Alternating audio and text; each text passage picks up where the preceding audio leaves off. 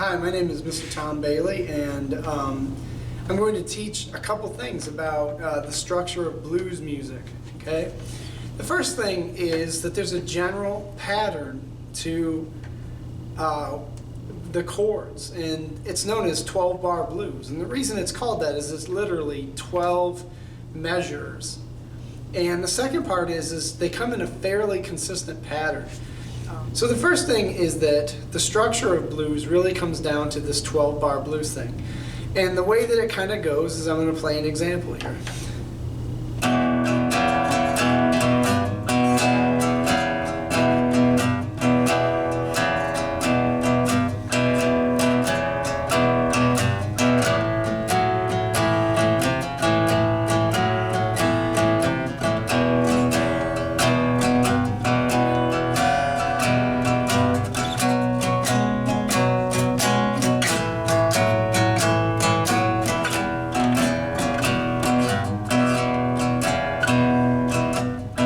So that's your standard 12-bar blues thing, and I'm going to recap like what does that actually mean. So the first measure, I'm going to actually count out the measures. I'm going to say the measure number as I'm playing it. 1, 2, 3,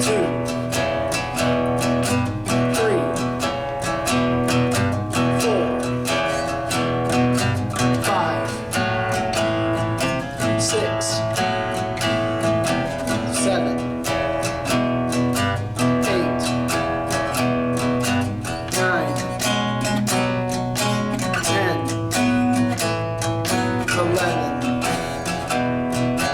12, and then it starts over and over again. So that is the very first pattern of 12-bar blues.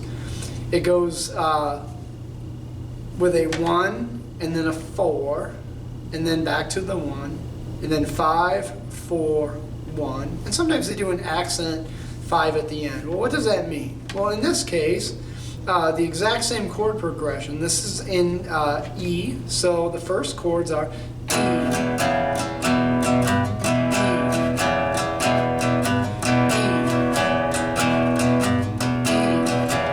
now to the fourth, A,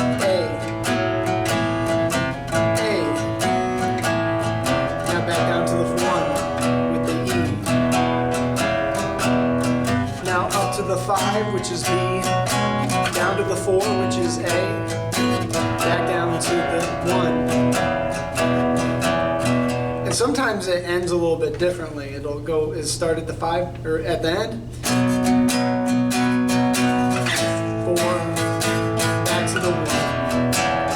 And then it goes back to the 1, 5 at the end of it. So the most common chord structures that happen with that then is basically following that pattern. That was the first structure. The second, okay, so now that we have the general pattern of the chord progressions down, the types of sounds and the way that blues sounds comes from this idea of the scales that are part of it. And in particular, the scale that I'm referring to is known as the minor pentatonic. Well, minor means small, as in it's got a minor tone or a flat third to it. It usually sounds sad.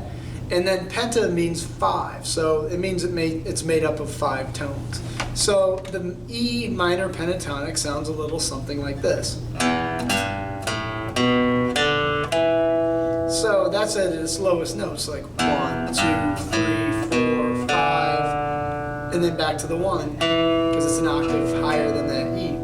So then if you play the whole pattern all the way through,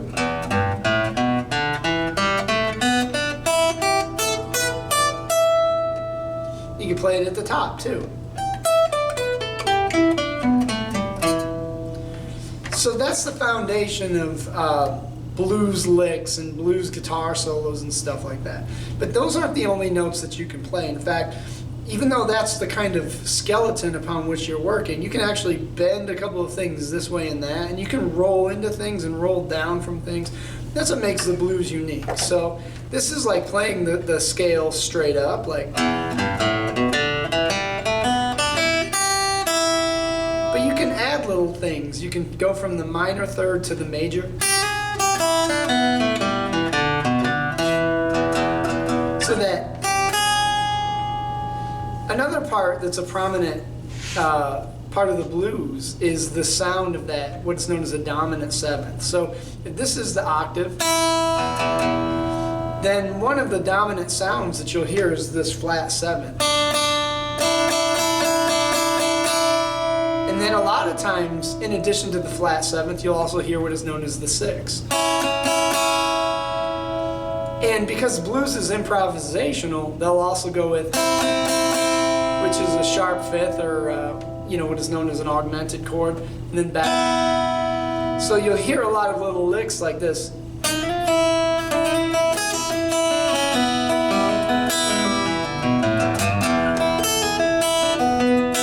And a lot of that's based upon, you'll hear a ton of blues musicians do this one, like. And that comes from that. And there's your major fifth in that. So there's a lot of little things that come with playing the blues. So you can do things like.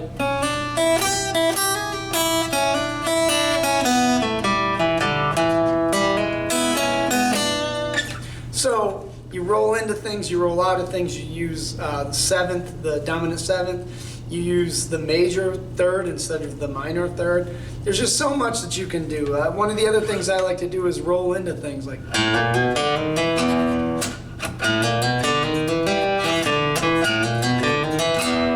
So you can do a lot of little things like that. And then you can also extend the chord structures. So one of the things about the blues is you can play like E major, or you can play E7, you can play E6, you can play E9, and it all fits really well. And that's what makes playing the blues kind of fun, is you can be jamming and be like, and then you can play the Jimi Hendrix chord over the top.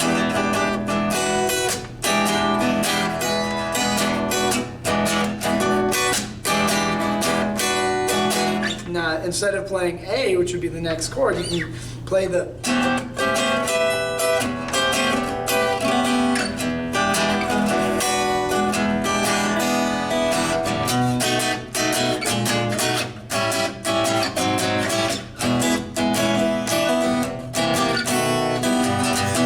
So that's what makes playing the blues so much fun, is there's so much that you can mess around with, and it'll fit and it'll sound really good. So those are just some of the sounds that make up the blues. So one of the most distinctive sounds that's in blues is made by this thing right here, which is known as the slide.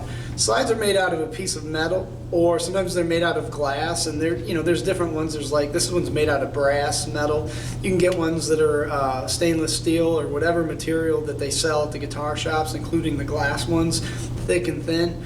But basically, the slide is one of the most important parts of blues guitar stylings. And the documentary we watched, they made an allusion to a man playing the guitar with the edge of a knife, where he was sliding up and down with it. I'm sure that it sounds just like an awful lot of the slide examples that we had here.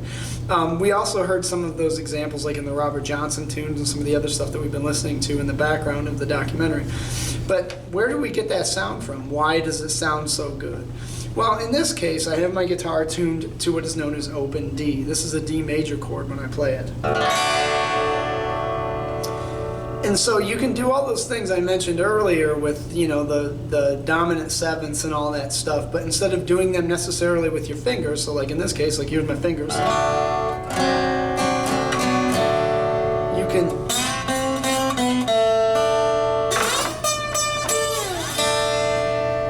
do the same notes and things, except for you put the accents using a slide here. So it has a really cool feel to it, especially when you get down to that down low kind of feel, like. So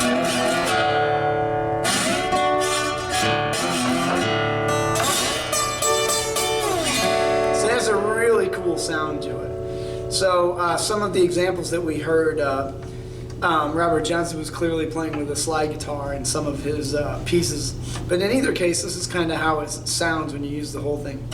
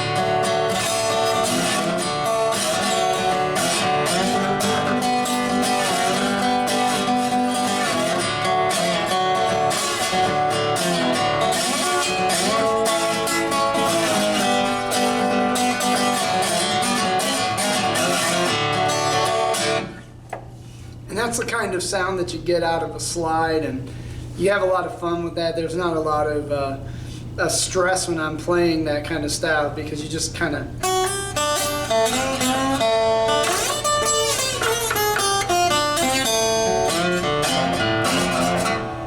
You know, it's so easy to play like that. So that is the distinctive sounds of blues. So now that I've gone over some of the examples and the like of what you'll hear and how the sounds are made, I'd like to do an example then of how you start with the pattern and then how that builds upon a bass line, and then eventually the ability to improvise over the top with some of the things that I mentioned in the blues scale, namely the minor pentatonic, and some of the things that you can do creatively with it. So here it goes.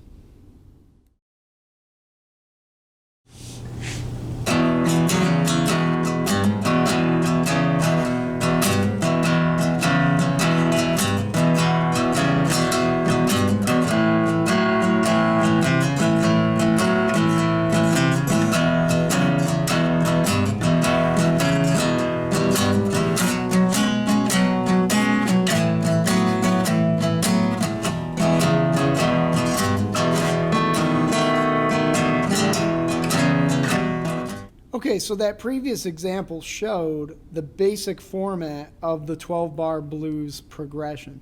It's always 12 measures of 4 beats, and it follows the same pattern and changes every single time. So in the next part, we're going to add a bass line to the previous layer of sound in order to get the blues sound.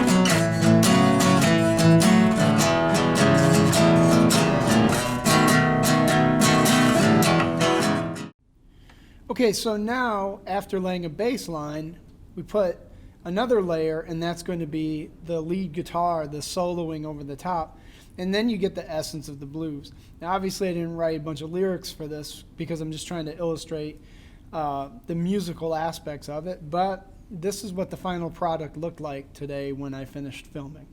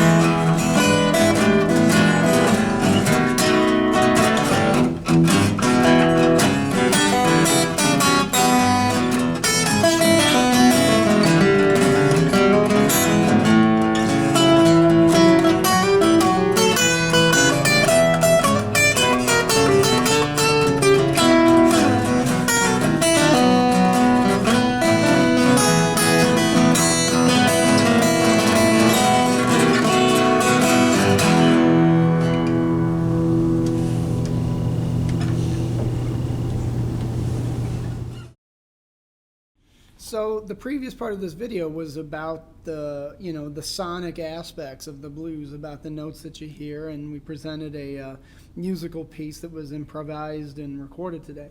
But one of the other important aspects of the blues is that the blues was a storytelling element. In the blues, the ability to tell your story, or the ability to lament or to be angry about or to express disdain, sadness, etc., about situations that happen in life for common people, was one of the big drives behind why it was so popular and why it's still popular to this day, and why it's one of the most listened to and creative genres that there is. The second thing then is because of its poetic and structural aspects, and the fact that it has a simple structure once you get used to playing in it, once you get used to listening to it, it allows anybody to tell their story. And one of the great aspects of the blues is that if you listen to one blues singer versus another, or you listen to one from a different era, you get the idea that blues is kind of a conventional way that many, many people can bring together their stories and tell it in a consistent pattern. So in order to illustrate this, I'm presenting two poems. One is Po' Boy Blues by Langston Hughes, and then the other is a song called Rockin' Daddy by Howlin' Wolf. So here's my explanation of those two. Okay, now having gone through the sound aspects of the blues, let's talk about the storytelling and the poetic elements and the structural elements that make up blues and why they're so compelling. So on the one hand, there's thousands and thousands and thousands of blues songs to choose from, and there's thousands and thousands of stories that each song tells.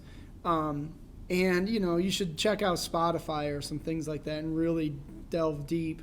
But for the sake of today's illustration and the sake of brevity, I picked two songs that I thought illustrated the point quite well, and also with whom I'm familiar. So with that said, I'm going to start off with Po' Boy Blues by Langston Hughes. And so one of the things that you notice if I read it, when I was home, the sunshine seemed like gold. And when I was home, the sunshine seemed like gold. So one of the things you first notice is the use of dialect, namely the duh instead of the. So when I was home, the sunshine seemed like gold. When I was home, the sunshine seemed like gold. Once again, this is the example of repetition. And it also follows the structures that we talked about in the documentary we were going through with call and response. And I'm going to label these things. So call and response. And yes, I understand that the speaker is responding to themselves. But what this repetition was meant to do was to allow the audience to sing along and to respond to what the singer was doing, much like the preacher in the congregation that we saw in the video. So when I was home, the sunshine seemed like gold, and then response from the audience. And when I was home, the sunshine seemed like gold, and there would have been a crescendo in the emotional,